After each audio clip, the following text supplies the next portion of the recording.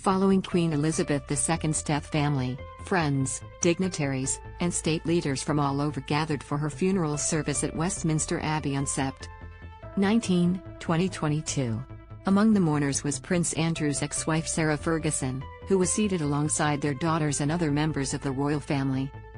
Some viewers watching at home were surprised to see the Duchess of York sitting there, but even more surprised when a commentator covering the funeral brought up Sarah's toe-sucking scandal. Sarah shared tributes to Queen Elizabeth after her death. Sarah, who was all but banished from the firm at one point after some embarrassing headlines, made her way back into the royal fold over the last few years and was able to have a relationship with Queen Elizabeth again.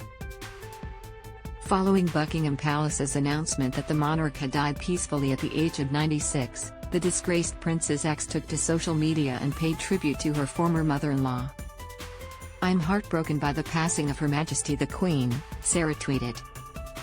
"She leaves behind an extraordinary legacy, the most fantastic example of duty and service and steadfastness, and a constant steadying presence as our head of state for more than 70 years.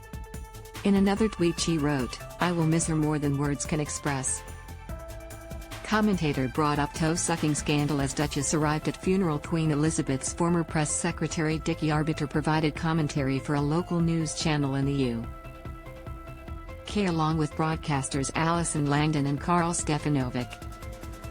As Sarah arrived at the church, Arbiter brought up her infamous toe-sucking incident, which happened in St. Tropez back in 1992 while she was separated from but still married to Andrew.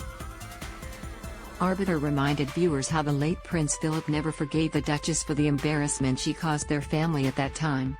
"It is interesting, Philip never forgave her.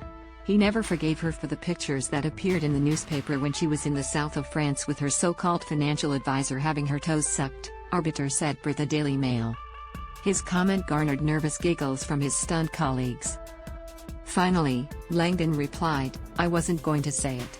I didn't think you'd go there. At least he said it. We can't be accused of saying it," Stefanovic chimed in before quickly changing the subject.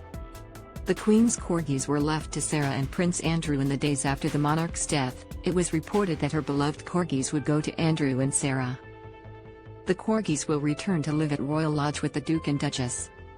"It was the Duchess who found the puppies that were gifted to Her Majesty by the Duke," a source told Newsweek, adding, "The Duchess bonded with Her Majesty over dog walking and riding horses, and even after her divorce, she would continue her great friendship with Her Majesty by walking the dogs in Frogmore and chatting."